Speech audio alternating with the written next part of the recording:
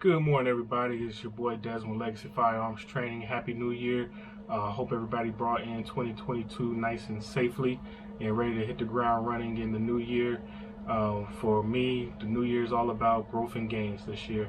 Growth in my business, growth in my training, growth in my teaching, and gains. Still hitting the gym, trying to get in the best shape I can get in and do my best and be my best.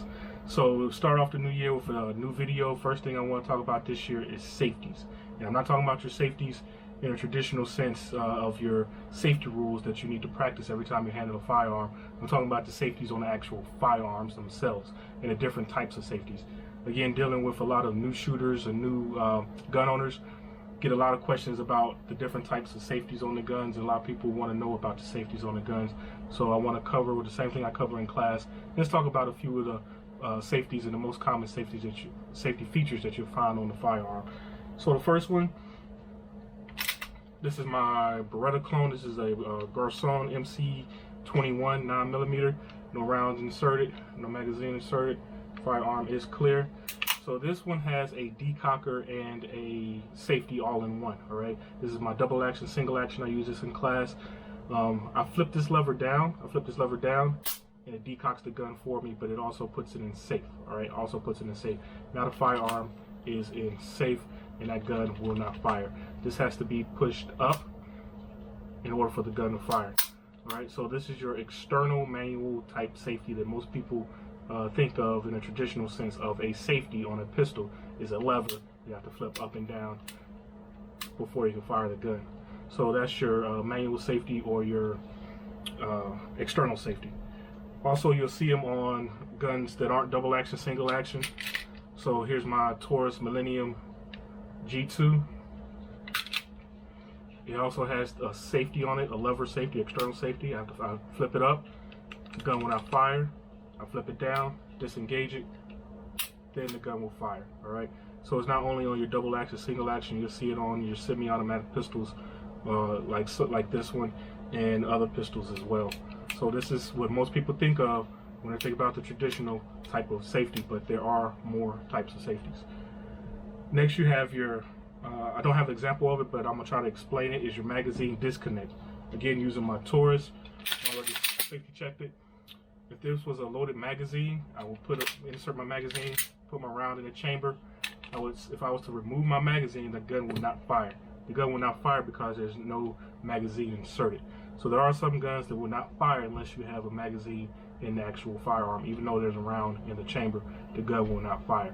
So the way you find this out, you do your research and you read your owner's manual. All right, if that's something that you want, you need to think about that and find those guns that suit those needs and purchase that firearm for you, and just make sure you train with it. All right, so that's your magazine disconnect. Next you have your backstrap safeties. No magazine inserted, my rounds in the chamber, firearm is clear. So this is my Smith & Wesson EZ9, and again it has the backstrap safety or your paddle safety. This has to be fully disengaged or pressed down before that gun can fire. If it's not pressed down at all, the gun will not fire. If I have a loose grip on it, gun will not fire. I have to have a nice tight high grip in order for that gun to fire, to disengage that safety. All right, the Smith & Wesson EZ9, a really great gun if you have issues racking the slide, you have a weaker hand strength. It's a really easy gun to rack. I get a lot of new shooters that get this gun. They can rack the gun now, but they forget to disengage and get that high, good, tight grip on the gun to fire the gun. They go to fire the gun and say the gun's not firing. That's because your grip isn't high enough and tight enough to disengage the safety. You'll see these on the Smith & Wesson EZ9s. You also see them on Springfield XDs and 1911s. Also have this backstrap or paddle safety on there. Now, question, do Glocks have safeties? The answer is yes. You see a lot of people out there who assume because it doesn't have the external safety in a traditional sense, that lever, that it does not have a safety. A Glock actually has 3 safeties. Your primary safety on the Glock is my Glock 19, no rounded chamber, magazine, no magazine inserted, firearm is clear. It's this double trigger. You have your trigger safety. There's a paddle in there, right? I don't know if you can see it, but there's a paddle, this little paddle right here, that has to be depressed in order for the gun to fire. If I don't have my finger completely on there, the gun will not fire. I have to have it completely on here in order to fire the gun. All right, in order to fire the gun. The Glock also has some internal safeties. It has a firing pin safety and also a drop safety that in case the gun does fall or drop, it will not fire. So a lot of people say, like I said before, that Glocks do not have safeties. They do have safeties. So I just want you to go out there and do your research.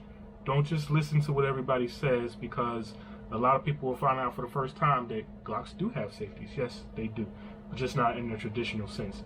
And I'm not one of those people who say, this is my safety. No, this is my safety, because I have to mentally practice those safety protocols every time I pick up a firearm, all right? If I practice those safety protocols every time, I should be good to go, where it's just reflex, all right? I pick up a gun, I make sure there's no magazine inserted, I lock it to the rear, verify that firearm is clear, keeping my fingers straightened off that trigger at all times until I'm ready to fire.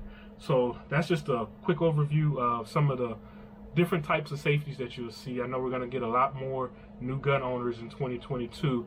I'm already getting booked for classes this coming up this week and the following week, so I'm really excited about that. Getting new people, new gun owners in class, and just educating them, and just go out and educate others and do your research. Don't just take somebody's word for it. Just go out there and do your research. Don't just believe what I say. If you want to follow it up, please feel free to do so.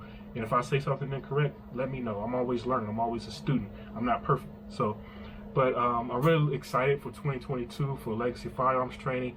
I can't wait to get my USCCA certification, which I will have first half of this year.